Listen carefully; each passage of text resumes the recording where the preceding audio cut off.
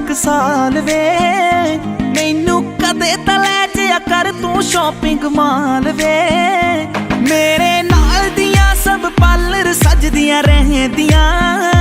हाय highlight करा दे